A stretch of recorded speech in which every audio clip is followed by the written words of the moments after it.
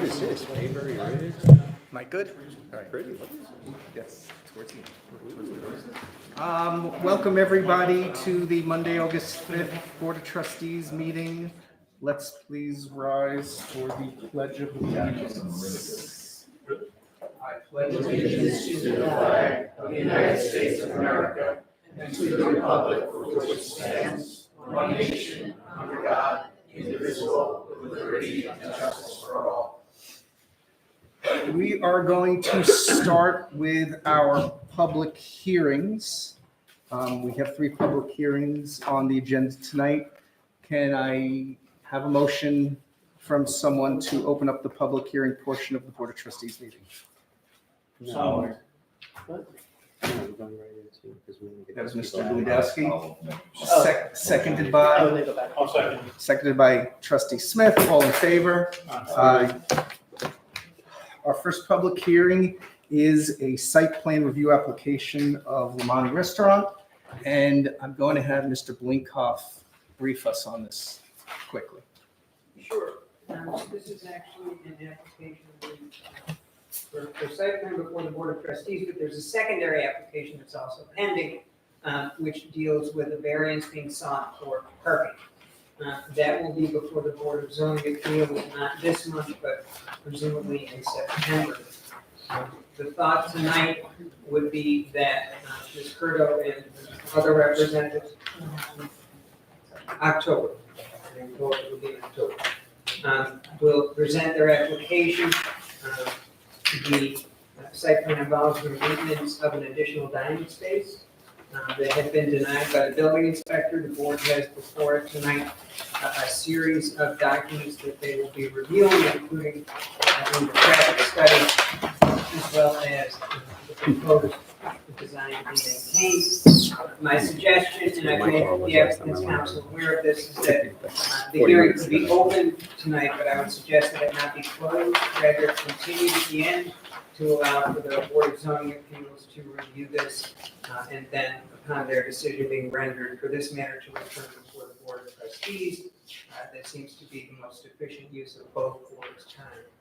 So with that, I'll leave it to you, Maris, to proceed. Okay, perfect. So order, we're going to have Ms. Curto speak for the applicant and anyone else that she wants to bring up.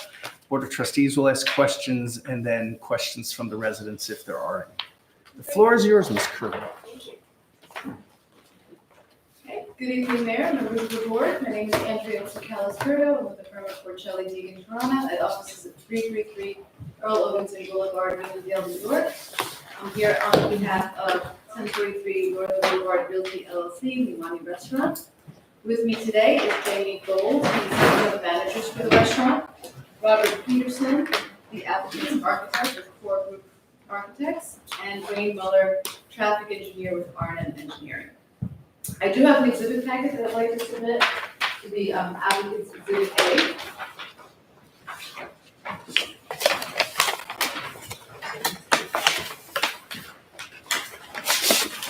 Some background regarding the premises. The premises is located on the north side of Northern Boulevard, 831 feet east of Fort Washington Boulevard. It's situated in the village's zoning business district and has a lot area of 37,146 square feet. The restaurant was constructed in 2008, so it's been at this location for 16 years. I'm sure you're all very familiar with the site and have dined at Lamani. It has an excellent reputation for its food and its service. As your village attorney mentioned, this is an application for site plan approval pursuant to Village Code Section 30-5. The applicant seeks to maintain a 985 square foot outdoor glass pavilion at the premises. The interior space of that pavilion is 840. The pavilion was originally constructed during COVID, about 3 years ago. As you know, all restaurants were creating outdoor seating for patrons in one form or another at that time. I the pavilion because COVID is still a concern for many of its patrons, especially the older patrons. It's used mostly on weekends during the spring, summer, and fall seasons. It's not used in the very cold winter months or very hot days. There's AC units and heat units in there, but it doesn't accommodate for extreme temperatures. As mentioned, in addition to approval from this board, we do have to appear before the BZA for a parking variance. I did provide copies of prior decisions and approvals from the BZA. Briefly, by decision dated November 15, 2006, the BZA granted setback variances to convert the premises from an auto dealership to a restaurant. That was the first approval. By decision dated May 19, 2010, the BZA granted variances for the open outdoor seating which encroached the front yard. That was the first outdoor seating which has the wood deck. And then by decision dated February 16, 2011, there was a modification of that 2010 approval to allow that outdoor space to be a year-round space. And for the record, I was on that zoning decision. You were? Yes. Okay. Just wanted to be part of the record. Okay. So copies of that, of the prior decisions and that 2010 plan are included. Can you just repeat the last modification? What was the modification? I'm sorry. February 16, 2011. What was the modification? Oh, the modification was to allow for the outdoor space to be year-round. So in 2011, with the additional spaces, 53 stalls were required for 212 seats. That was based on one space for every 4 seats, and 30 stalls were required for 30 employees. So at the time, a total of 83 total stalls were required and 75 were provided, and a variance was granted for 8 parking stalls. So at the time, valet and stacked parking were also approved. Only 16 of those stalls were 10 by 20, most were 9 by 20, and 6 were stacked. Turning to the instant application that's before you today, the total seating proposed is 268. The existing is 212 plus the 56 additional seats in the pavilion. So we have 67 parking stalls required for the 268 seats. Again, another 30 for 30 employees. So 97 total required. We're proposing 66, so there's a deficiency of 31 stalls. However, we do have valet parking at the site, which can accommodate 106 vehicles, and employees do not park on site. So we did provide a copy of the valet plan for you. Employees park at the Landmark Diner, 5 to 8 cars on average. Most employees carpool or they take public transportation, they don't park on site.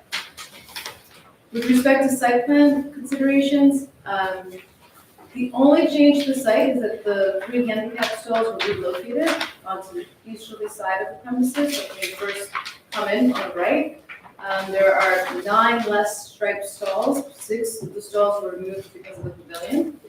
The site is otherwise functioning the same as it did before the pavilion was in place. The restaurant, as you know, has always used valet parking for its patrons, and they've been successful in managing the flow of traffic to and from the site. Once the site is fully occupied, patrons are directed to park on their own at the lot next door during peak dinner hours primarily.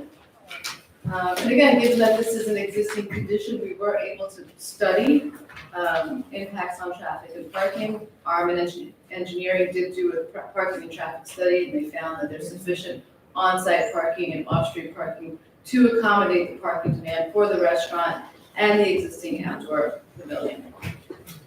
Also, with regard to neighbors, they're here today, so we'll hear from them, but I did ask my client if there had been any complaints with respect to noise, and they said they haven't, and that they have a good relationship with neighbors.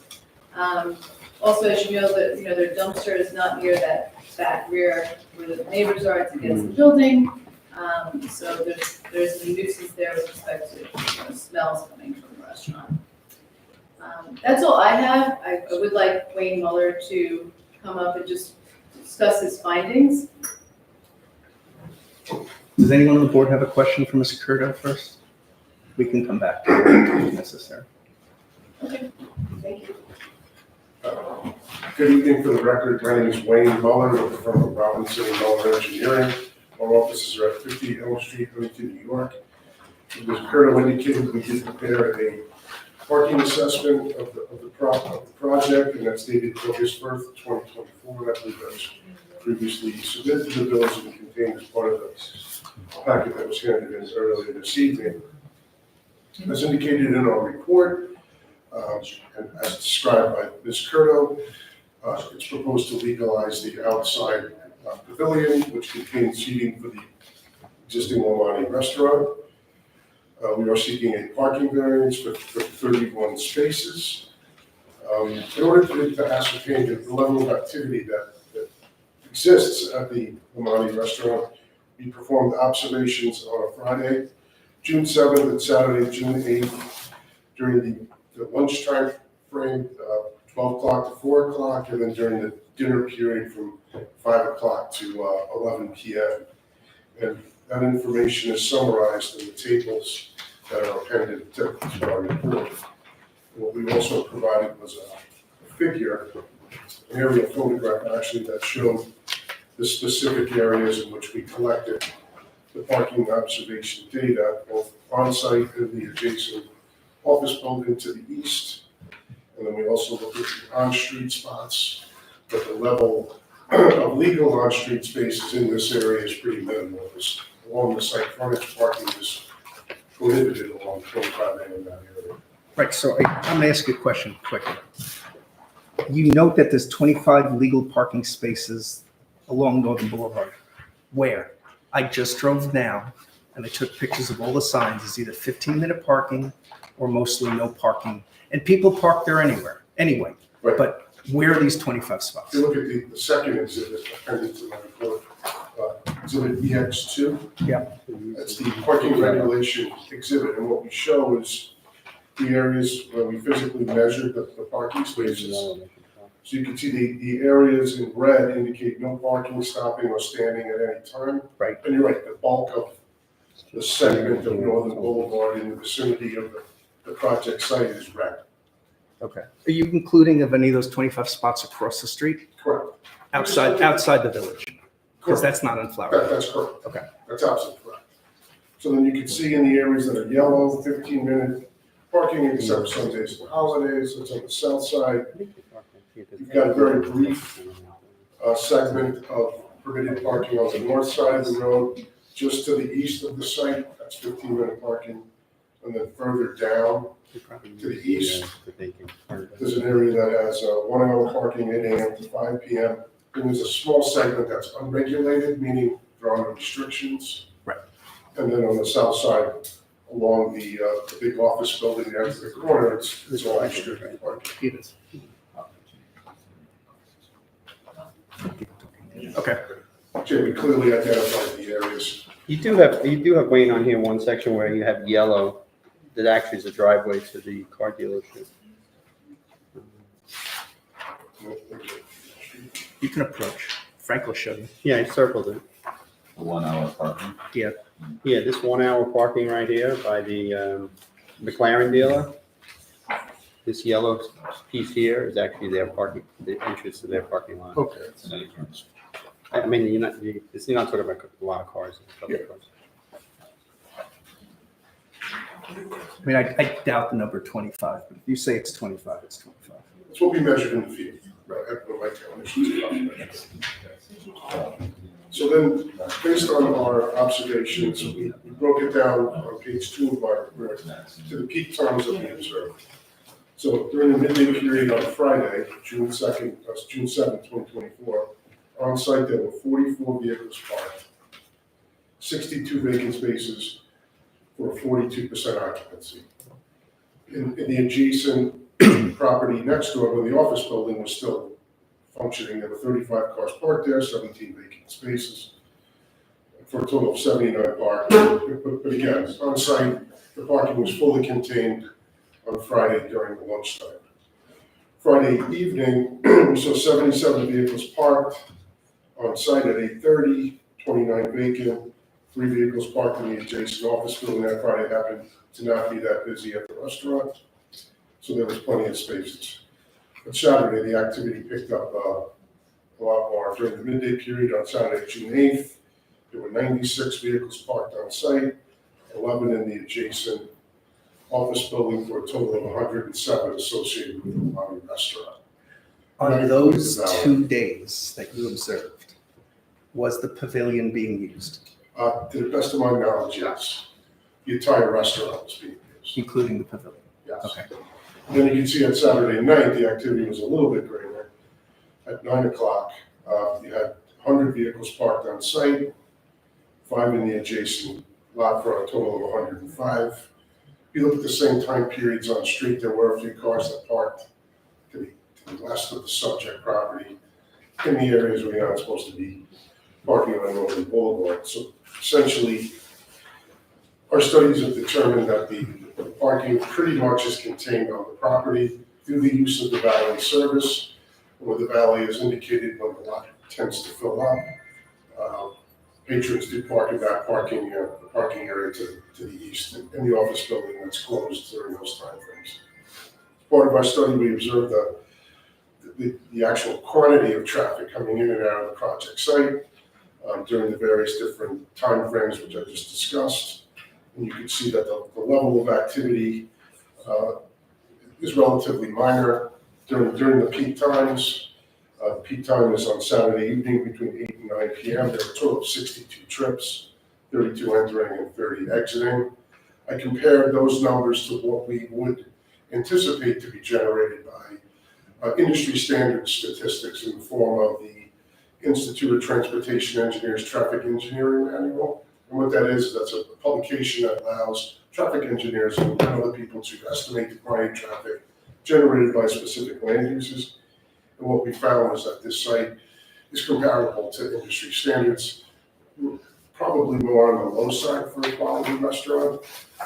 We found those people are there for over 2 hours, is what we determined that they're for a long time. And the food's rather good, and it's a nice place. People go and spend some time there. So ultimately, our studies have indicated that the approval of the pavilion, provided that the use of the valet is there during the peak times, will not create any significant changes to the operation of the area, and that the parking activity will essentially be the same that it is as we observed in the field. And you feel that those 2 days that you did your observations are good days? Meaning Yes.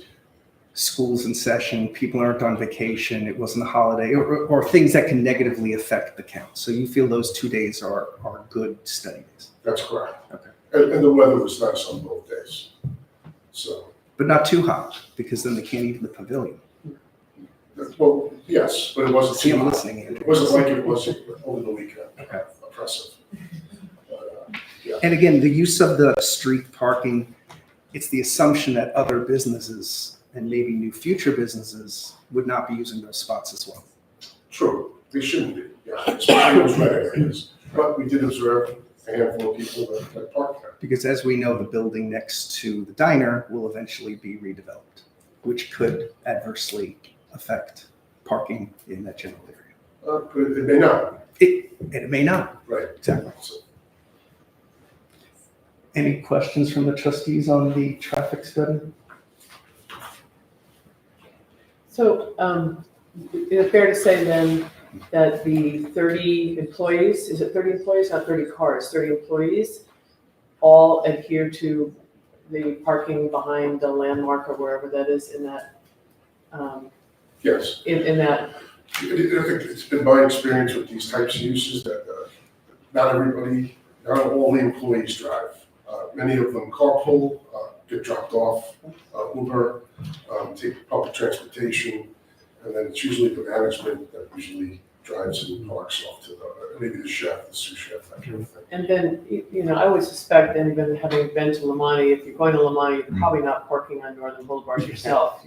Certainly not on the south side. Absolutely. No, Probably going to utilize the valet parking. correct. So was the overflow parking, are these people that wanted to save money on the valet, or was this overflow that the valet put them on the street? Or is it hard to say? It was hard to say, yeah, it was hard to say. Well, I assume you observe and you speaking to the valet manager. Are Yeah. they physically parking cars at the next lot? No, they're not moving the cars to the next lot. But essentially, the lot is closed. They close the lot when it reaches capacity. And people know to go to the lot where they kind of say, well, there's parking at the lot next door, which is only 100 or couple hundred feet away. Do they have an agreement in place with the owner of the diner that allows them to park behind the diner? As well as the other Yeah, building. Yeah, in both cases, it's a handshake agreement, the owners know each other, Okay. and it's been going on for many, many years. good enough.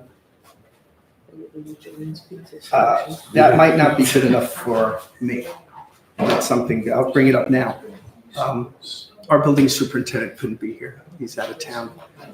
His recommendation was to have these agreements in writing, and we would want them, in essence, filed with the village on an annual basis to, in essence, possibly continue this permit or whatever we want to call it.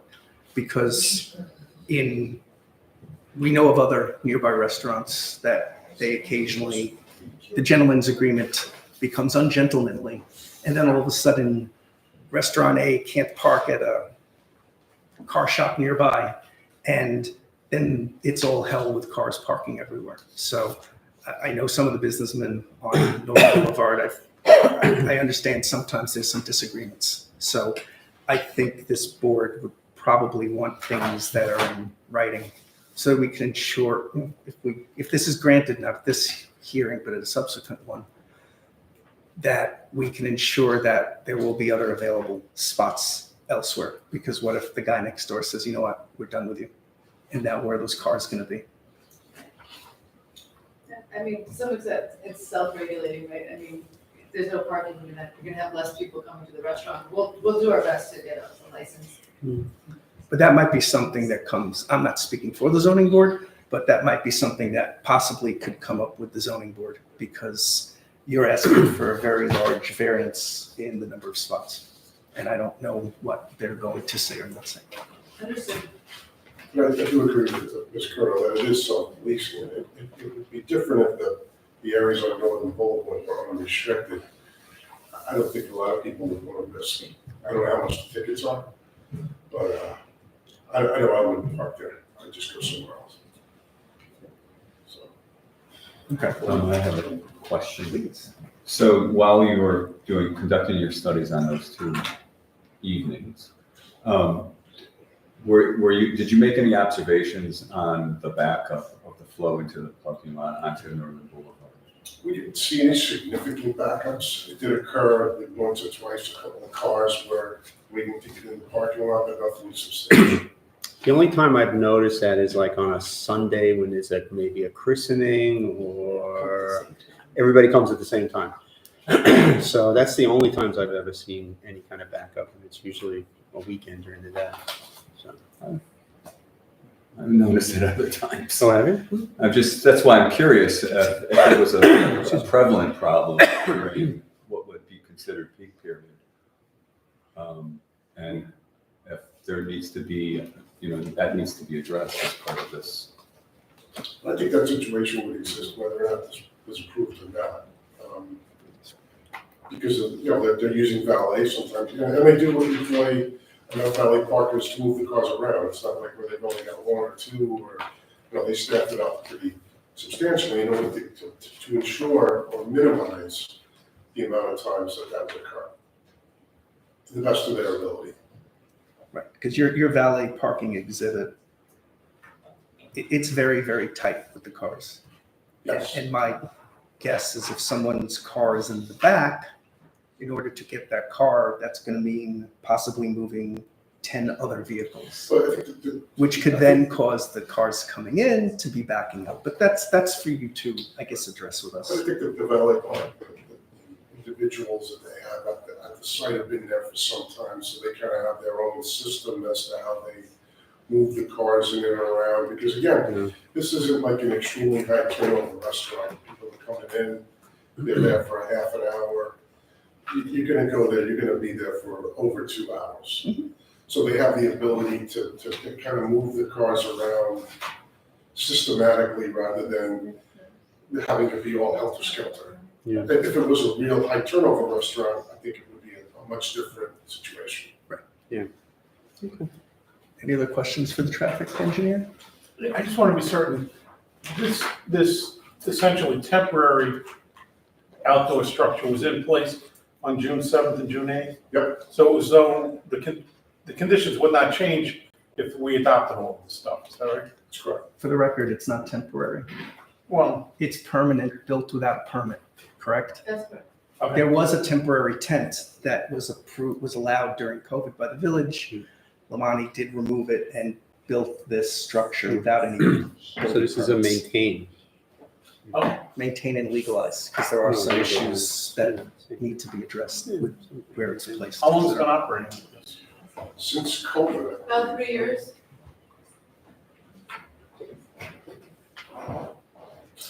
My point being, whatever problems there are would be the same as they've been in place for the last 3 years. that's Correct. correct. And there's been more complaints. Right, that's the point, that it's not operating, so we were able to look at it, you know, existing. In real time. In real time. Yep. Okay, your next witness, Ms. Curto. I You got so many people here. I don't have anybody else to present at this time. If you have any questions for our architect, he's here. Anybody have questions for the architect? Gary? Obviously. I know you do, just I'm going Gary. When you have two architects on this board, so you gotta be careful. And you've got the stand and the printout, so you gotta. Yeah, so you're already ahead again. You don't want to, You have That's all for nothing. Printed out. Yes, so why don't you turn that around if somebody here is an interested party, they could see it, because we have all our beautiful printouts here. Block anybody, but I'll put it right. For the record, that's Robert Peterson with the firm of Corporate Architects in Oyster Bay. If you have any questions. this is a unique camera. So I guess the original handicap spaces were usurped by this new pavilion. And it's only now that they're being replaced with new locations. Yes, there was 3 parking spaces and 3 standing spaces displaced by the pavilion. So we reestablished those on the easterly property line.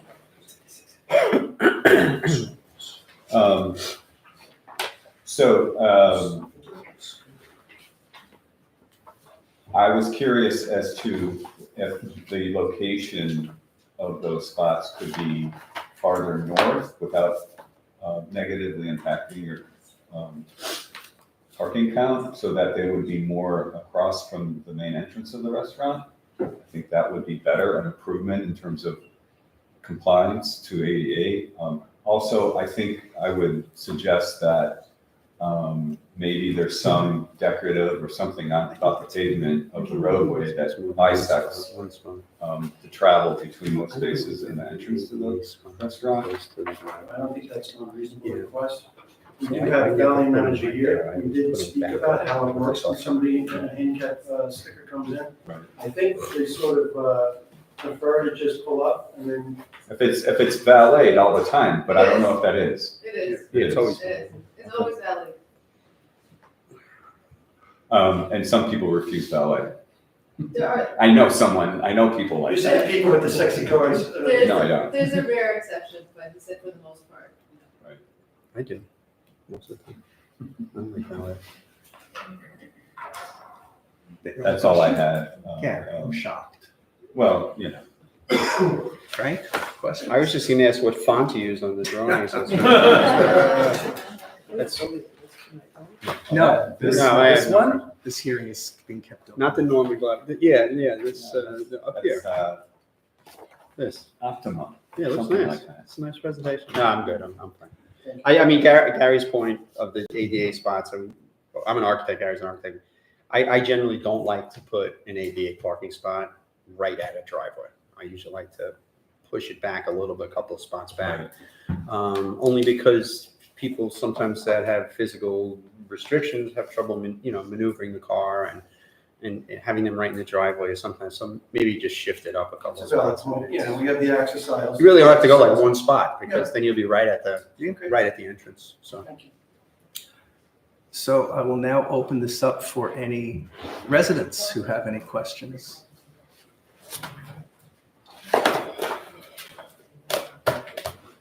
no residents. I guess there are no resident questions here. Okay.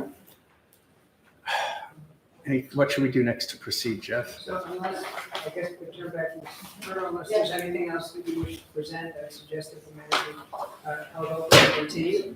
Yeah, but we continue the hearing and then we'll hear before the BZA and then come back. You'll come back to us after the BZA. Yes. So in terms of timing, I would expect we won't be back here until November because the BZA is going to Right. probably have the hearing for your case in October. correct? Okay. So for the purposes of notice of this hearing, I'd ask that this could be passed for now to the November meeting of this board, which would be in November.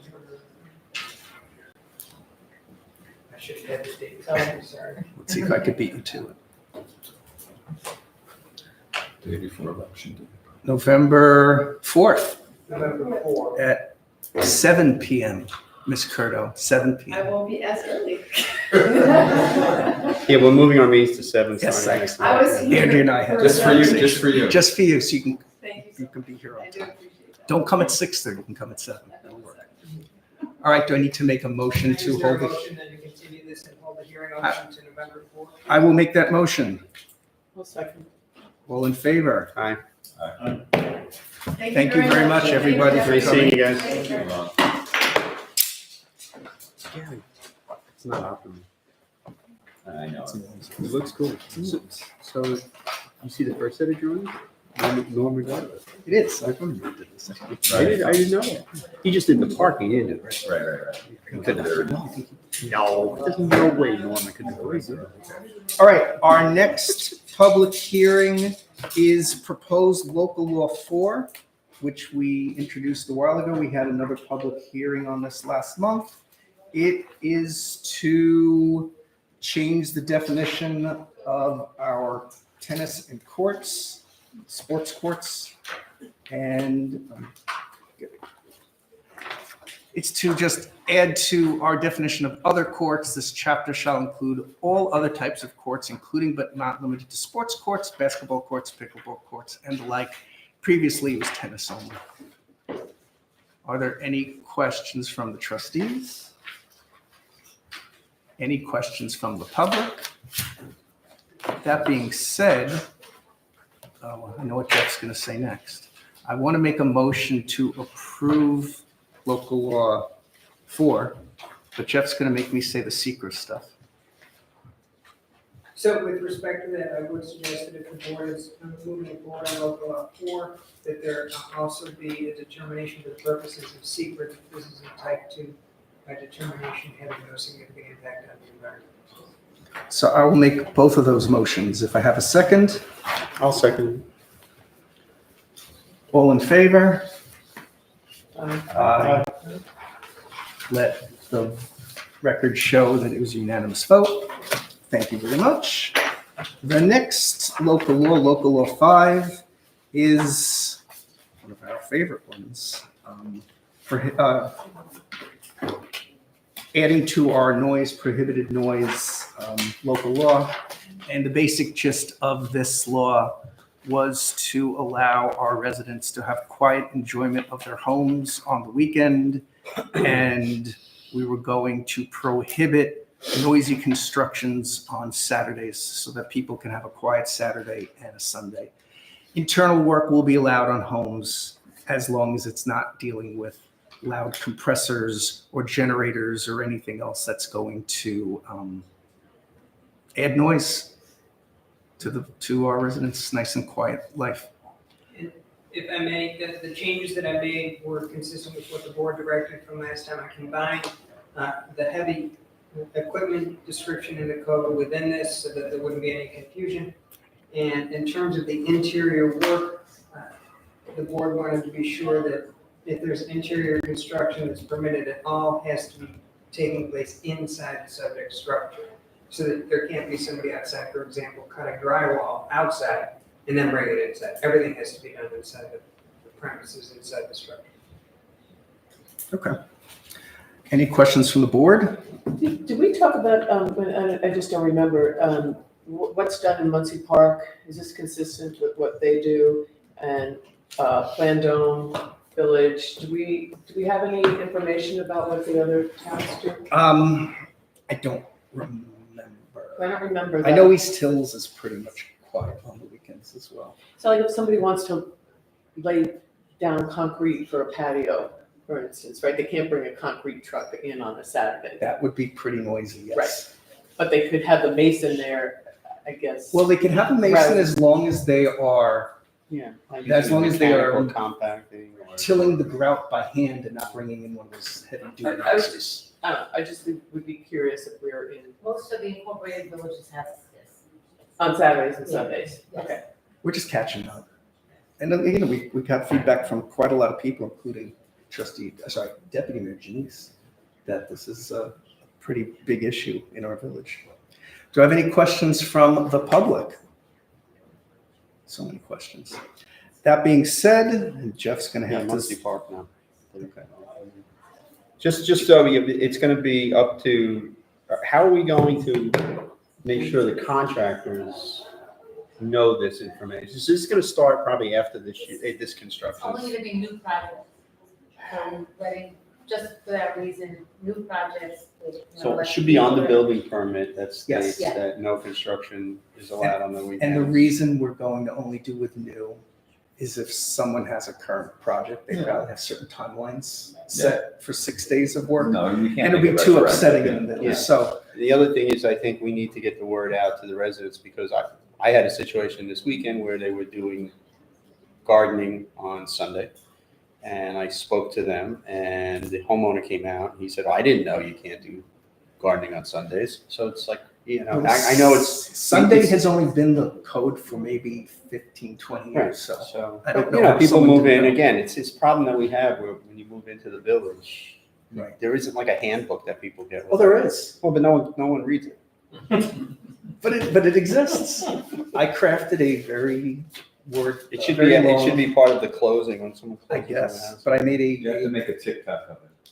Yeah, then they'll see it, right. oh, Gary, I'm appointing you the king of TikToks. You don't want me. Get working on it. Mitchell can. Mitchell. He'll direct it, yeah. All right, so Good. I'm going to, Next time, oh, yes, Mr. Smith. I just have a question. It looks like we're eliminating E completely.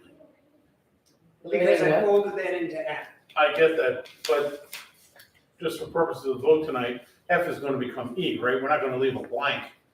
We're not gonna have A, B, C, D, and F. That's correct. It'll be E.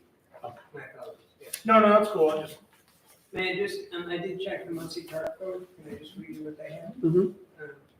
They define that something is noise consistent with this. They would preclude erection, including excavation, demolition, alteration, or repair of any building other than between 8 AM and 6 PM on weekdays, including Saturday, except in the case of urgent necessity.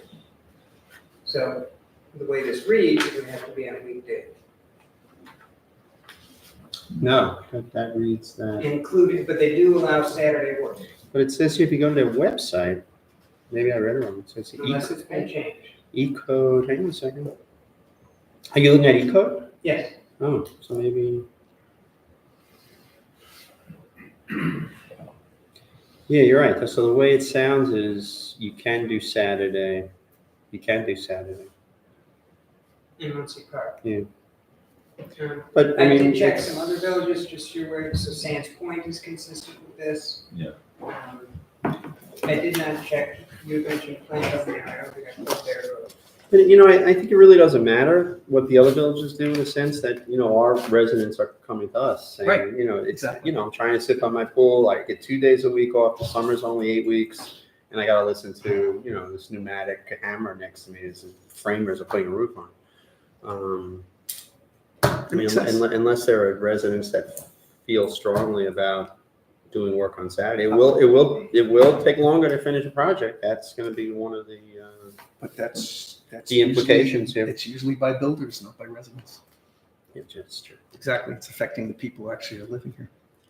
All right, so I'm gonna make a motion to enact this new local law, and Jeff, do the secret part for me, please. I would suggest that in conjunction with this, that there be a finding that this is either a type 2 or an unlisted action having no significant impact on the environment, and that no further action need be taken.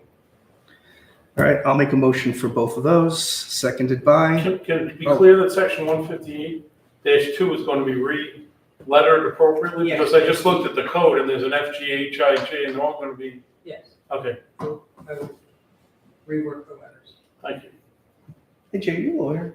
I am. Oh, just wanted to check, okay. All right, I'll second both of them. thank you. All in favor? All right. Any opposed? Any abstentions? No? Local law passes. I guess I'm gonna, We'll start with public hearing. do I close the public hearing portion to discuss the new business, or I don't? This, there's still one public hearing to be considered. Trees. Trees. Okay, I have that Well, that's listed. new, that's Oh, new, okay. that's new, yeah, that's. I have under that as new news. Yeah, it's business. new business. Oh, that's just, okay, so I apologize, Mayor. The next one will be a resolution introducing that for a public hearing for the next time around. So then Okay, there would be at this point, there being no other public hearings before the board, if there's a motion to close the public hearing section. I will make the motion to close the public hearing, seconded by, I will second it. all in favor? Aye. All right, let's go to that new business pretty quick since we're talking about codes. What was asked of the board was to consider changing our tree code because the recent changes that we made were a little unclear to our code enforcer, and it was causing him some issues with issuing violations. So what we're proposing in the redo of section 219-2 to change the diameters of, or to specify specifically the diameters of the trees in question. It actually would do two things. So in the code right now, there appear to be two different modes of measuring when a tree is in violation. One version says you measure at the ground level. One version says you have to measure 4 feet up. The problem with measuring 4 feet up is a practical one. If somebody comes by and they cut the trees down and start chipping the tree, by the time code enforcement gets there, there's no body to look at, that the murder's been completed, the tree's gone. If there's still a stump at or close to the ground, that can be measured.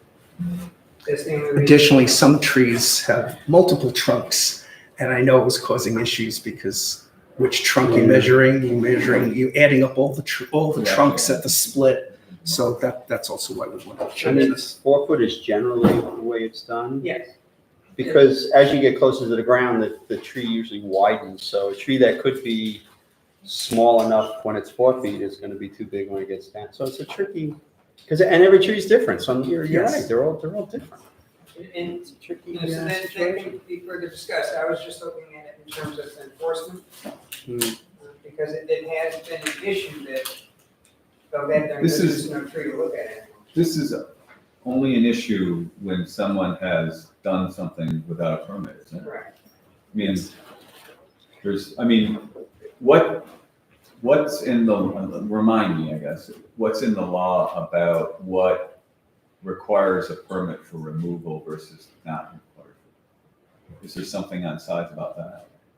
Yes, right now the code would say that anything that's larger than 7 inches in diameter, it says that at one point. But then in a subsequent section of the code, it talks about specimen trees being anything bigger than 2.5 inches in diameter, deciduous trees being at least 5.5 inches, and, It's very confusing. oh, I'm sorry, evergreen being 5.5, and deciduous being at least 7.5. So that was the conflict. So what I had proposed to do was to take out the original one that says 7 inches all around and just leave the version that says 2.5 for specimen trees, 5.5 and 7.5. And I know Jeff worked with our code enforcer on this Right. to make sure that it's clear and concise and easy for him to enforce the code. So we did do some consultation with the person writing the violations. But I don't want, and I also don't want to lose the point, I think the deputy mayor's point is a good one. Yeah. I work with other villages, and in most other villages, the measurement is about 4 feet. That's typical. So what they'll often do is they measure, if the tree is cut down and can still be found, they try to find the piece that looks like it connected to the stump, and that's where they measure. I mean, I don't think we have that many illegal tree cutting down, do we, Richie? You look at it- We do. We Yeah, do. yeah. Yeah? We do. Jack has issued. Well, we caught that guy on the corner from me that day. Jack On a has holiday. Jack has issued quite a few people who think that they I can mean, see do it. the tree, maybe hold the tree guys responsible. They, they have to have on the side of that truck a sticker that says they're registered with us, Well, correct? They are. So code enforcement will issue notices of violation to both the contractor and And then we let the courts sort it out.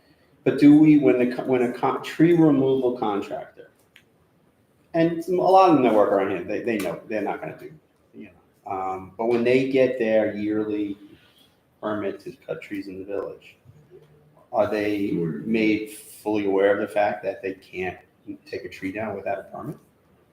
And no matter what a homeowner says, like, I don't need a permit, take the tree down, that the contractor's obligation to say, well, I can't because I have to pull a permit to do that.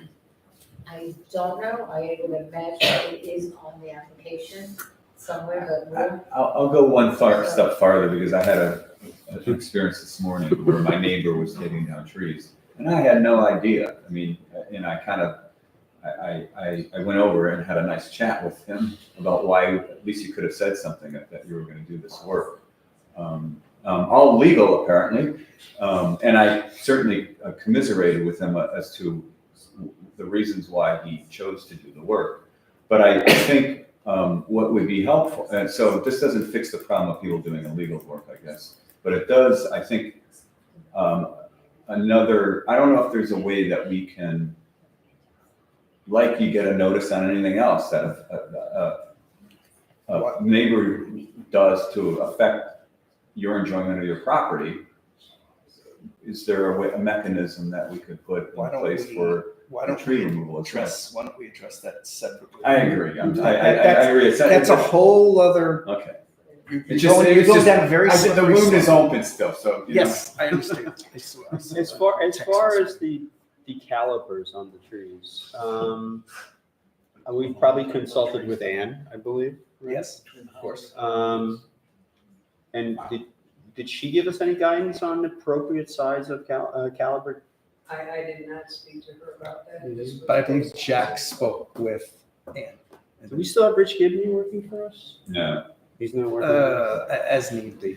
Maybe we can consult with a landscape architect, what they So, feel is the. We're not voting on this anyway. Yeah. We're just having our first Something to think about. hearing on it. But definitely, if you have more questions, text it over or email myself and Jeff and what's his name? Just a question. If our concern is the Jack. 4-foot thing, can we create something that says there's a presumption if the thing is so high and the 4 foot has already been cut below, there's a presumption that it's a violation? Put the burden on the cutter, if you will, that if you want to cut without asking, then there's a presumption that this thing was in excess of the size for the particular thing, because you shouldn't have cut it in the first place. But wait a second, so if it's less than 7 inches, you can cut down without a permit? No. So either way, you need a permit, no matter what the size of the tree is. So if they cut it down illegally, they've already had one violation on them. I don't think we regulate under. So you can just cut, so if your tree is 6.5 inches, you can cut it Whether you down. have a thing Under to the cut. code, under the way the code is right now, there's one part that says 7 inches in diameter. And then the next part says, it differentiates between specimen trees saying 2.5 inches, 5.5 for evergreens, and 7.5 for But that's for obtaining a tree permit. obtaining a tree permit. But under the code, as it is right now, you don't need a permit to cut for trees that are smaller than those diameters. But we can certainly define it, to be clear, and I think Trustee Smith's idea is perfect. It's just to say, look, if you cut something down without a permit, we're going to assume and presume that Yeah, you it's take, violated. it's like when you used to lose your ticket on the thruway and you had to pay the maximum amount because they don't know what you got on. Or So at it's the the same- parking garage. Or at the parking garage. So this is, hey, you didn't, no more tree? Well, then you're, okay, good. So- I can live with that. I'm going to make a motion Yes, Mr. Mayor, to. I am a lawyer. Good thing. So I'm going to make a motion to have our first public hearing on this at the September, not 5th. Night, third. It's the 9th, I think. Was We the moved third it. the night? We moved it to that Monday. Yeah, So it's the 9th. Yeah, but let's do Wednesday, I thought you were Monday. making that. Wednesday's the 11th. The 11th. So we meeting Monday or Wednesday? You should have it on the calendar there. I think you did it on the night. Which should be the Monday. Well, the second is Labor Day. It says Wednesdays, that's what I'm asking. No, it should be Monday, The 9th. Month and a half. September 9th is our next public hearing, which we'll have a public hearing on this at 7 PM. And if there's any questions before the next board meeting, Oh, please, I did write one, sorry. it's all right. Please email us, Jeff, Randall, Marla, so that we can make any necessary changes. So do I have a second on that motion? I will second it. All in favor? Aye. Excellent. All right, now let's go to the public comment portion of our meeting since we have so many people here. I'm going to start with David Frankel, who swears, and I'm turning the timer on David, you will be done in less than 3 minutes. Hi. David Franco, 12 Bayberry Ridge. I was here at the last board meeting. You know how strongly I felt about not hiring a security company. It's a waste of money for the village, and I gave all the reasons. And I've thought more about that, and I feel even more adamant that the board should find closure on this topic. And in my sense, I'd like to see you dispense with this whole idea. And I was thinking about the $17,000 a month that we can save, probably in costs that will either go back to surplus, can be used for some other projects in the village, maybe beautification, just like the flower behind you. Bottom line is, I think we could well use the money, and it's not being well spent. I don't mind spending money for snow removal. I don't mind for repair of roads. I don't mind for garbage pickup. They're all tangible. Plantings, tangible. Security service with no value, intangible. Thank you. David, that's within a minute. It's a Thank record. you. That's a record for you. I'm impressed, David. Thank you. I'm impressed. And I agree well to that. I'll shake my hand and agree. All right, this is not a vote. I will now open up public comment for anyone else who'd like to speak about any other topics. Yes, ma'am. Good evening, everybody. My name is Nicolette Frawley. I'm 13 years old and I go to Calmer Memorial High School. I'm deeply concerned about an issue affecting my family and our property. For some time now, my family has been trying to get a gate installed on our property. This isn't just about security or convenience. It's about ensuring the safety and well-being of everyone who lives here. Despite my multiple attempts to speak with the mayor to come up with a solution, he did not get back to me.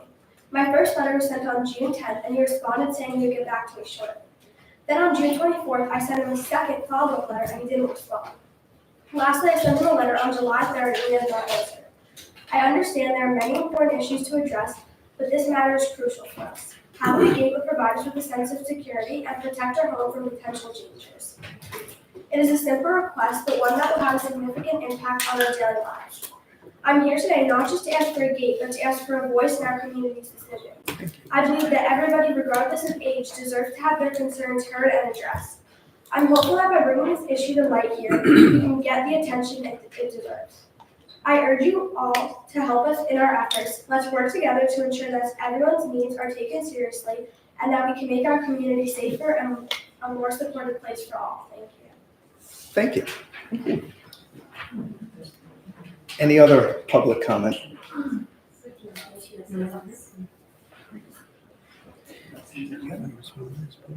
I talked to him. He's hiring a lawyer, so I'm not getting involved. My name is Gloria Ocasio of 10 Bayberry Ridge. We're here tonight, several residents here to, as a community, to request the support and restoration of replanting of the traffic islands and triangles in the community. Currently, many of the traffic islands are minimally planted and in need of attention. I met with Mayor Rosenbaum and Marla Wilson and last week to talk about ideas, plans, and execution of this project. We see the work and vision carried out in areas of Village of Flower Hill at the park. We also see a lot of other surrounding villages that are taking a higher level of care and interest in beautification of their villages. And we would like to see that same for our community. I submitted a preliminary drawing by Anne Frankel of the traffic island site discussed on Friday, August 2nd.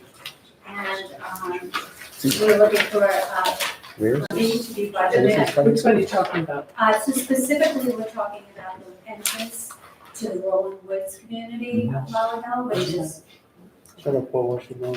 or Washington Boulevard, yeah. So just that one? Well, we are It's that one interested strip. in all of the islands throughout the village of Flower Hill, but we would like to start somewhere, and that one has been neglected over time, and we did see some cleanup of the area recently, but have not heard or would like to now see and hear about a budgeting. We may want to do a beautification committee. We have several people here tonight that are very interested in participating and being a part of it.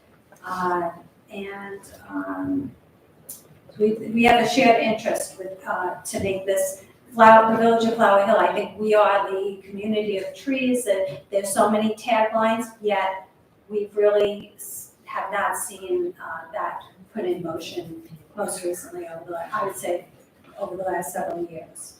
And I know that there are people in the DPW that have worked tirelessly to maintain areas in the village. Rich Fasson and the crew definitely have limited resources, so we're looking for funds to build those resources and build up the beautification of the area. You know that a lot of those islands, we don't have any, Water, Water. yes, yes, We know had a that. very nice long chat on the islands. Drought resistant stuff. Yes, So- that So, is and, true. so Also, it just died, so we started having this conversation 4 weeks ago, I guess, when you started talking to Rich and I Ann. think Erica started talking to Rich Oh, Ms. several Fowler's months here. ago. Okay, you were the one who started with Ann, and, A year or two ago, I emailed the village and I called and I didn't hear anything, and I reached out to Max Twinkle, who recommended that I talk to Ann and Rich, and he's been wonderful, and we've been, communicating with one another, and Gloria and I spoke, and it seems like we have more of an interest in our community than I originally thought. I'm, on the newer side to the neighborhood. We've been there about 7 years or so, and for me, we have a young family, we have a lot of families in Roslyn and different villages, and you really see the difference in Flower Hill compared to other villages in Roslyn. And it's something that's important to our family and our community, so we're here to let you know that we're here to help, but we need Right, your we help. would like to help in any way, but yes, the water source is not there, but we have many ways of trying to figure out how to make it work and get it back to what it was. Because when I'm here 27 years with my family, and it didn't look like that in the beginning. There may have been a garden club, I'm not sure, but there was definitely a different level of interest to keep these areas up. And there were a couple of people mentioning areas on Northern Boulevard and Middle Neck Road by Dunkin' Donuts and Joanne's Pizza. I don't know which ones are our village areas and which ones are not. I do know in my area which ones they are, but they really look very very unkept. At this point, they are unkept. So what? I'll disagree with you on that. Those islands are maintained on a regular basis. You're in essence insulting Rich and his crew. I'm not insulted. I'm not. You're saying they're I'm not- unkept. this is not And it's the personal. same conversation we had. It's The not guys are personal. there on a weekly, Rich, how often are the guys working, or your team working on our islands? Try to apply at least once a week. So all the islands are mowed, all the islands, the bushes are trimmed. Recently, we've been hacking down some of the larger bushes because they've just grown big. Yes, we would like to improve the islands, but I don't want to say they're neglected. They are maintained. You're asking for flowers, you're asking for other plantings, which I think is a great idea. It becomes, so really, I think the solution we came up with after that long meeting was to form a beautification committee. I am going to reach out to all the residents in newsletter, which will come out by Wednesday, and we'll hopefully get some volunteers to help with this, because this is going to be a community-wide effort. I can't say we're only going to do the Rolling Wood Right, so we are And because here. that, it's a beautiful plan. I mean, Right. Ann did a phenomenal plan, but We work this is a together. very expensive plan We to work do. together, and as we spoke, we will be here. As you can see, the people in the community have come out, especially specifically Rolling Woods, and we will ask everyone else in your newsletter, whoever would like to participate. But we want also to have some type of budget put to this so that we can see how we can work in there. And we're volunteering our efforts and our time, but in order to do it, you have to have money, So- some level of. So as I explained, we set the budget. June, our budget starts June. We have a parks budget that is already set for the year. This would come out of the park. The parks budget, in essence, handles all our green spaces, the islands, Port Boulevard, the park, Middle Neck Road, Stony Town, and any other green spaces that we maintain throughout the village. If we were to put funds towards this, we're going to take from somewhere else. There's no new monies coming in for the No, year. that is. So, well, you're asking for a budget. So I'd have to take money from the existing parks budget and reallocate some of those portions specifically to this, which we could do if we come up with a good plan and that it's executed properly. We also want to make sure that whatever we agree to do, that our existing highway department can maintain properly. I don't think you want us to have to hire more staff in order to do more work. Because right now, our guys are busy. They do not sit around. They are either working on the roads, they're working on our equipment, they're working on all the green space. Something has to give. Either we hire more people, which I really don't think this board wants to do, or we have to do less work in other areas. So that's something we'll have to approach when we get down to that part.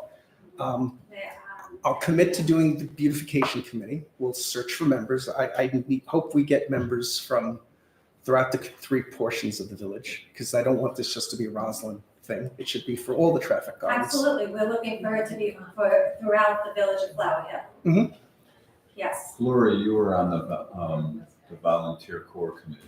Yes, I was. Right, I remember your name. So, we could reach out to some of those members. Maybe if some of those members would be interested. Reach it to everyone. So- Hopefully some people. Right, no, I'm just looking at people with volunteer. Hopefully people with some sort of background in this. so we were. Well, I think adopt a an triangle. island. Adopt an When island. yes, when we were engaged in England. conversation with, when I was engaged in conversation with Ann, we did talk about, and Erica as well, about the drought resistant plants and the native plants. And there is also. And we have that list already, which we published a month or 2 ago. So we got that list from Ann. Yes, but what I'm saying is something different.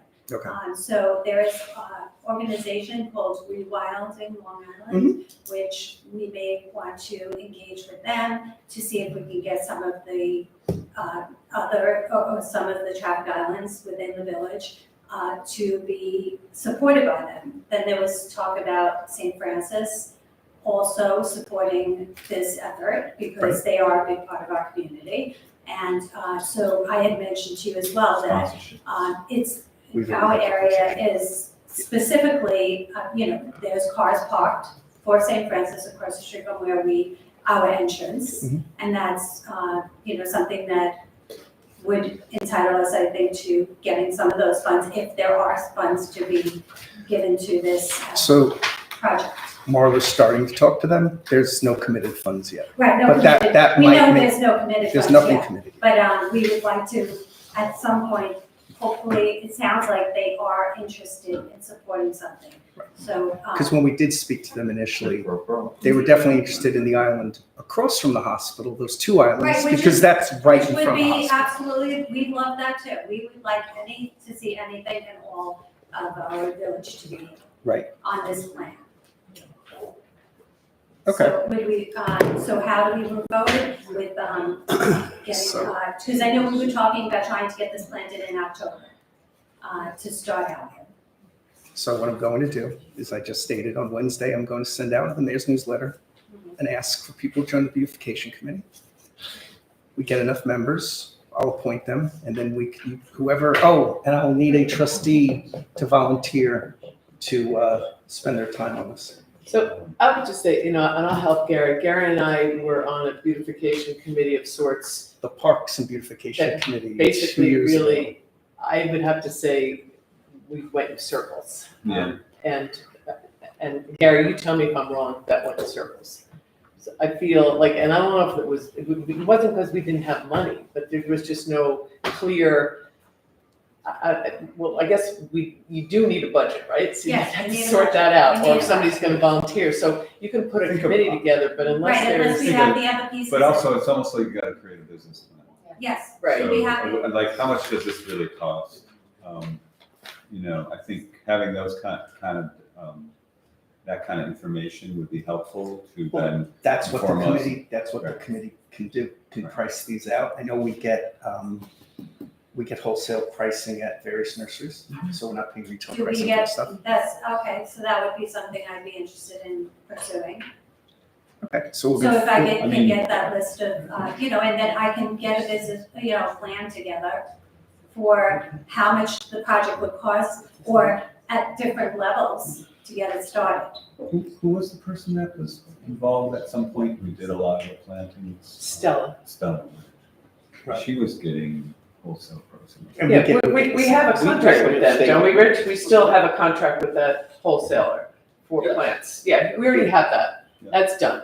I think it's more of what you just said, there's gotta be a game plan, so people aren't meeting in committees and then nothing ever Right, gets done. It's exactly. too frustrating. Yeah, Well, we have enough, I know you want to have this, which makes sense, that we have other areas of the village represented in the committee, but we have, I would say 6 people at least that are interested in being a part of it from our area to Okay. get it started. I mean, So- one other way to view this, Randall, would be is maybe this is a trial. I know, look, we want to run it through the whole village, but, sometimes biting off too much can be problematic. And if we at least tried out a portion of an idea that, this is what we can do, at what, limited expense, that it would be one way to try to figure out how So to move without- forward. This board, you remember, blanket approving something with no cost. No, I'm not suggesting. No. I'm just We're saying not- that, we're not suggesting- that's why I think we need to have a beautification committee. I think I'd like to have a plan on If I came to prioritization. you with some kind of pricing, would that I'd help? like the beautification committee to come and this is not the Rolling Wood project. It's not fair to the other residents of the We're not village. trying to make it. So let's open it up to the community. Let's have the beautification committee meet. Let's pick 3 islands, one in the Roslyn section, one in the Port section, one in the Manhasset section, and start working from there. It's not fair to the other taxpayers if we're going to just focus specifically on this. And if I don't have a commitment of funds from, let's say, St. Francis or some other organization, it's a difficult thing to do. So I think as we discussed, we're going to form the committee, let the committee meet, let them prioritize which islands, let's prioritize the types of plantings we want to do. And then you can come to the board for approval for that. Can I say something in the back? Not Sure. trying to disrespectful or anything like that, but we're from Roslyn and I'm happy to help Roslyn and take my time. I work full time. I'm happy to volunteer my time for Roslyn, but I can't be responsible for Manhasset or Washington on a full committee. If you find other people. Well, that's what I said. I'm then going that's to fantastic. reach I out. welcome that, right. I'm going to reach out to the whole community, and this is the Flower Hill Beautification Committee. It's got to be for everybody. We can't start having Yes. we the can do different that. sections of the villages doing. I completely understand that, but we just, you're gonna be responsible for getting the Manhasset, what if Manhasset, Washington people don't step up to the plate? Right, Well, that's, then that's what so- I I don't wanna be involved, So we have to discuss. we'll take it from there.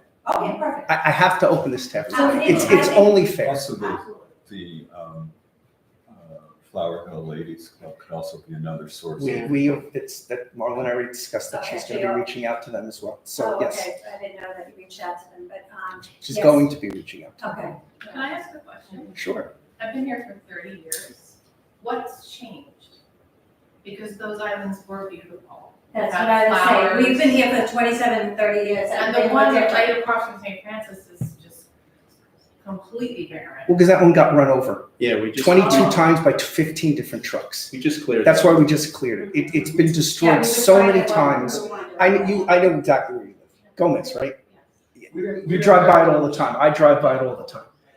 It's gotten destroyed so many times by vehicles. We But the have, other islands like that in my neighborhood that I drive by all the time Mm-hmm. have changed over the years, so what changed? I can't tell you what's changed over time. I just don't We know. don't know what's changed in the budget over time? Yeah, there's a. The budget has been, I'll say the Or is it parks the budget, park? I'll say well, so you're here 27 years, you're here 20, you're here 30. So, and I'm here 25. That was about when the park was taken over by the village. This park was the Nassau County Park, if you remember when we first moved here. So I haven't looked at the budget from I'm the not list. saying from 30 years ago to today, I'm saying like 10, 15 years ago. Yeah. It was very different. They were coming and planting flowers. I just wondered what changed, and one thing that I know that has changed is the park. Yeah, But I don't know if that's. So we have the park. I know our highway, I know our public works department spends a lot of time in the park. It's used a lot. We've got the basketball court, we've got the It's big. playground. It's a big park. You It's don't a big realize it park. because a lot of it goes remember up when into the hills and. yeah, Right. you We've got know. the walking trail, so it's all, that's maintained. And amongst all the other projects that our highway department maintains, they maintain the islands. So yes, I don't remember them not planting or planting flowers. I mean, there's islands right by my house as well, by Joanne's. And I don't remember if those ever had flowers in them or not. I just, They all look very nice. I mean, I looked at several things fiscally that occurred and environmentally too. I think that's probably negatively impacted, the tax cap, certainly the weather, the way it is deep now is much different than it was 15 years ago. So I can't put a finger on it, but I'm sure there's a number of factors that have contributed to it. I agree that we could do better, and hopefully by having people like you who are interested and want to get involved, that we can get to that place. So I just wonder, make a point? I'm here, my name is Evelyn Flores, I live on 10 Millwood Road, and I'm here approximately 11 years. There's one particular island, which is the Circle. There was a beautiful hydrangea tree when I moved there, okay? The hydrangea tree was damaged, probably died, whatever. They removed it and they put a pine tree there. Why would they put a pine tree there? It's like they took the beauty, just that made a difference in the island. Because they have hostas around, and that beautiful white hydrangea tree really made an impact when you were driving by. And they just stuck this 4-foot pine tree. That makes no sense. So the choices that are made can be made a little differently. Since I've been here, they know my house because I'm a gardener. I love gardening. I've actually improved the yard since I moved there. I have rose bushes, I have arborvitaes and crepe myrtles. I have the works because I love it. And we can find plants that are, drought tolerant, basically, to put in these islands. and we have that list. It was Okay. just generated by your neighbor, our village arborist. Okay. Whatever specific tree was planted however many years ago, I can't answer that question. It was just recently planted, maybe 3 years ago. It By the looks way, horrible. It was No. donated by our ex-mayor, and Anne Franklin said to put it there. So there's your answer. Okay. We got a free I know what tree. you're talking about. Yeah, it's a free It's tree. one of the Yeah. bushes around. Yeah. Exactly. Yeah, I know what you're talking about. So, So let's start the beautification the committee. beautification committee, I just wanted to ask a timeframe on that. So if we don't get or if we do get a response, can we were looking to plant, as we discussed on Friday, in October, for planting season. So I'll state it again. On Wednesday, I'm going to send out the mayor's newsletter with an ask of people to volunteer for the beautification committee. Can you put it on the website too? We can put it on the website as Put it well. on the website Yeah, too? that would be great. We will then, hopefully within a week or a few days, people will volunteer or not volunteer, and then we can move forward from there. Okay, and then we have several right here, so we'll get back with you after that timeframe. And then we can come back. Do you want us to do steps to get some pricing on some type of I will let start? the trustees who were volunteering on the committee got Okay. that. Richie, we have a price list, right? From do we have a list from our vendor that? The wholesaler. Because if Ann gave us a list of the species, can we price each, whatever they pick? Because this way you don't go and start buying, We're not buying $200 plants. Yeah, we're not should buying, get tiered we're not buying pricing, too. anything until we get a budget and a plan and everything before we even start. Okay. That makes sense. Okay, thank you. Alrighty, thank you. We never approved the minutes. No, we're not there yet. Any other public comment? No other public comment. I will move forward to the normal part of our business. And I'll ask for a motion of the approval of the July 1st Board of Trustee meeting minutes. I'll make a motion to approve. Anyone want a second? I will second it. All in favor? Aye. Excellent. Saying on that. Oh, Guys, Mr. Smith wasn't guys, here. Hello? You can continue the conversation, just ask that you do it outside because we're still in session. It's okay. But you can go outside in the park. There's a couch and Or you can stay. hang out. It's a kitchen, coffee, and everything. No, the coffee's left. Oh, coffee's left. Coffee's left. Next, I have the abstract of audited vouchers for a sum of $244,000.49. I have, as always, reviewed all the bills and signed off. Ms. Wolfson has done the same. If there are any questions from the trustees or residents, I'd like to hear it now. No questions. So I will make a motion to approve the payments of $244,000.49. Seconded by? Second. All in favor? Aye. Excellent. Jumping around, we did that. So unfortunately, I don't have it available now, but we'll have the next board meeting. We're looking to modify, but make it easier to understand some of our fees that we recently changed. One being like a flat price for HVAC systems, the other one a flat fee for generators. I'll have the math of the before and after. It just makes it easier on the building department and our residents just to pay a flat fee instead of the tiered fees based on the actual cost. So we'll talk about that at the next board meeting. I think I discussed with the board already via email. We're looking to change the time of our board meetings to 7 p.m. to make it easier for our residents to come and participate. I don't think that's a problem. So starting with the September board meeting, which we did change from the 5th to the 9th, we'll do it at 7 o'clock. Sorry? It changed from the third to the ninth. From the 3rd to 9th, sorry. And that's that. Rich, Public Works report. What about the building department? That's gonna be in executive session. Maybe the trees will fall on the island. It's happened before. Really, I think July, we actually had, 2 big trees come down on Middle Neck Road. One that took down a bunch of power wires and cables and all that. Yeah, that was great. Fast enough to get those cables back up. And then we had a second one come down the week after. Yeah, right across from Flower Hill Auto Body. That was a wonderful one. I got to direct traffic. Very exciting. You have a little vest? I had my flashlight. It was at night? Yeah, what time did that tree come down across from Flower Hill Auto Body? Was that 8, 9 o'clock? Like 9 o'clock. Yeah. 10 o'clock at night, something like that. Yeah. I got a phone call from Officer, did I get it from you or from Officer Chella? It was you, okay. Yeah. And then, it's really.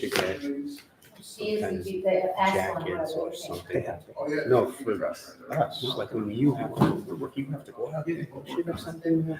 Oh, we also did have, so thank you, Rich and Marla, for working with our friends at PSEG to have them come and address the overgrowth of trees on the power lines on Middle Neck Road.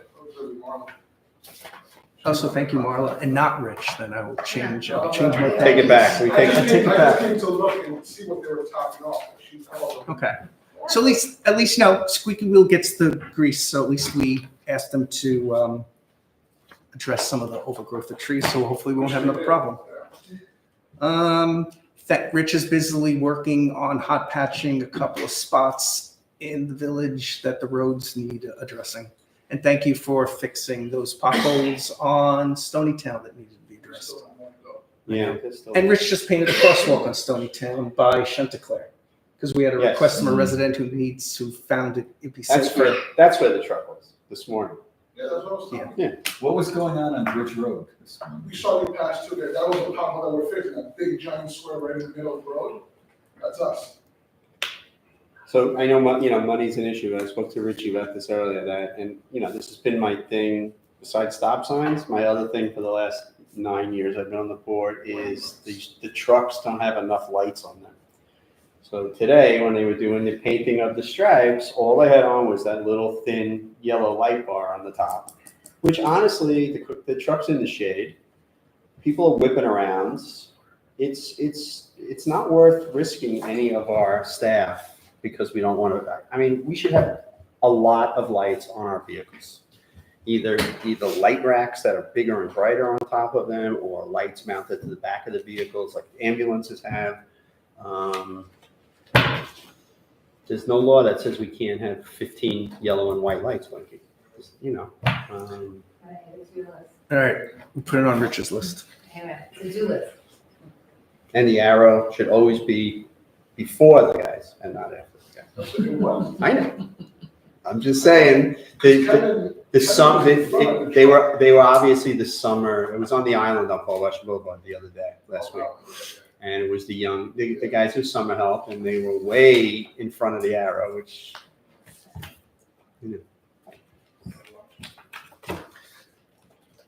I worried about you guys. James. I met with myself, Marla, and Rich met with the state DOT to discuss their proposed changes to the intersection of Middle Neck Road and Port Boulevard. I have a bunch of questions to them that they have to get back to me on pertaining to traffic study. We need to understand how any of these changes are going to possibly affect any of the residents of Flower Hill. So hopefully we will get some information from them shortly on that. Nothing new from St. Francis, though technically nothing new with any proposal to the campus, but they are bringing in on this Monday a crane to do put the HVAC system in. But they're bringing in a crane, yeah. They've notified the residents who are affected by this crane, and they're starting a little early just because it's safer to do it early before there's a lot of traffic at the hospital.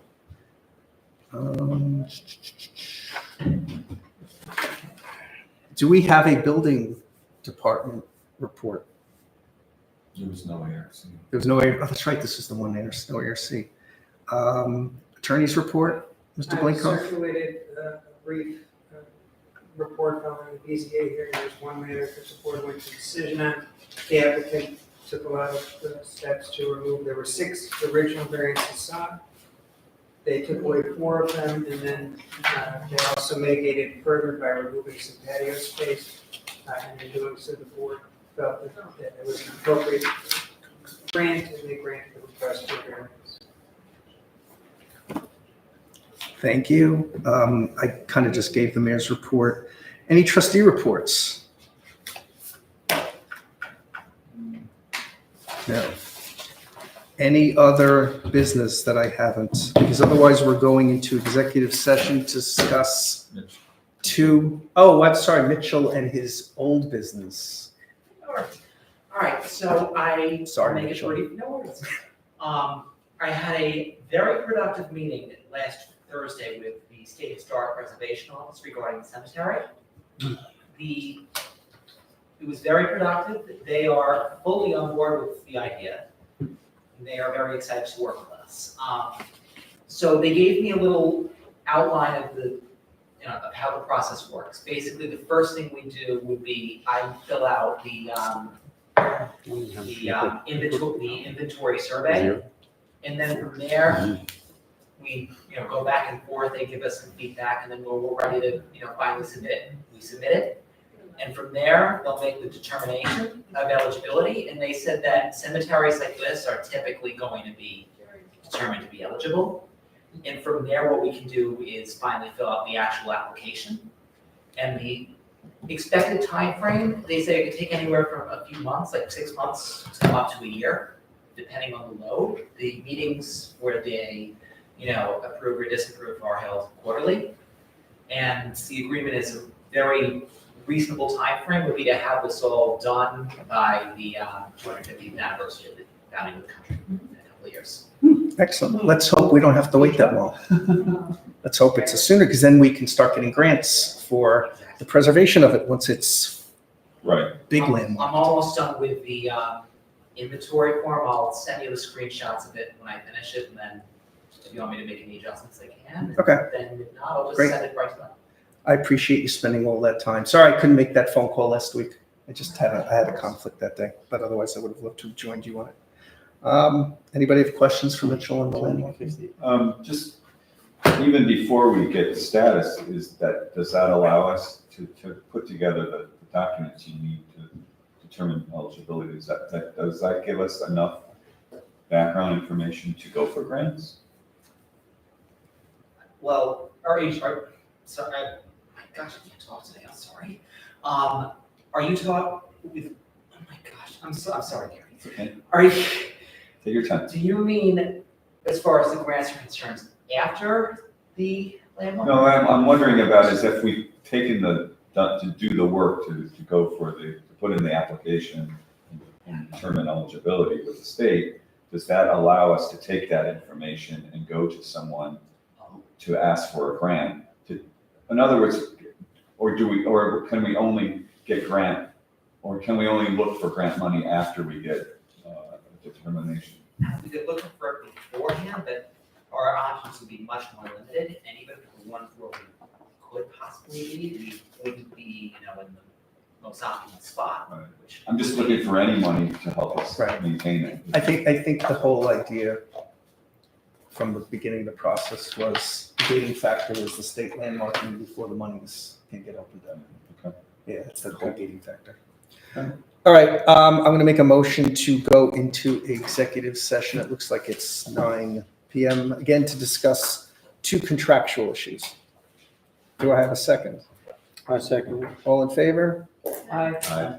Thank you, everybody, for coming. Rich, you killed the camera. Hi, everybody. Good night, Mr. Schwartz. All right, man. See you later.